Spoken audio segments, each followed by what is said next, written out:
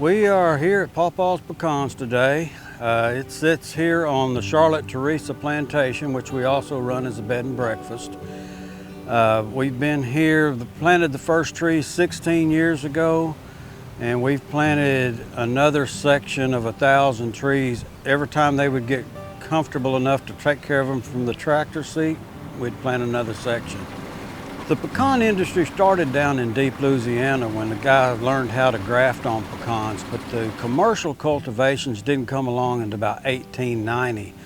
And even then, it was slow to take off because people didn't have the knowledge on how to graft. They began to piddle with it, and the pecans that they were shipping overseas were still the natives, and everybody liked them. But when they learned to get the big ones and they would graft and capitalize on the traits of different varieties to make more disease-resistant qualities, people started to go crazy over the pecan because you could crack them with one hand. Some of them that we've got are big enough that they crack when they hit the top of the tractor on the way to the ground.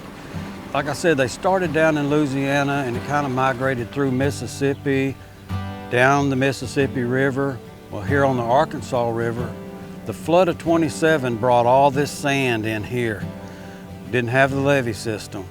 When I was planting out here, a guy comes along and says, "You know, anybody that's ever farmed this place has gone broke or moved on?" I said, "Well, thanks for the encouragement," but he didn't plant pecans.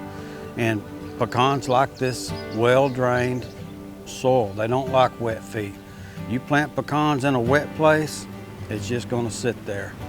So over time, it took me about 3 times planting in that area to finally learn that it's not gonna work. But I ended up taking classes up at Tech and down at Texas A&M and began to see a difference in the crop.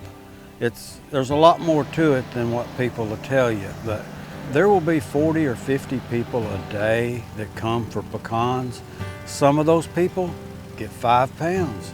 Some of those people get 200 pounds because those people are taking them down to Conway, Little Rock. They'll take my $9 pecans and put $12 on them. They're making $3 a pound, which might rival what I'm actually making on them because they don't have the overhead. So when you're talking about, I've got all these people that are selling my pecans for me because I had a lot of people say, "Oh, you ought to be charging $12 a pound." I don't think I could retail that many pecans out of here. But you got people that have fruit stands, you got people that have feed stores, you got Mr. Reynolds there in Conway that has his little peanut stand. He buys 500, 600, 700 pounds a week. Like I said, these other people are selling for me. And you couldn't do that if you tried to sell them high. We've started this program with Harvest Host, which RVs are allowed to park here and patronize our gift shop rather than going to KOA and spending 60 bucks for the night. And that's been good to us, and the reason we started that was because, like I said, my phone stops ringing on December the 24th. We're wanting to extend our season. We do begin to take care of a lot of bakeries. There's some catfish houses and different places that put them on their cinnamon rolls.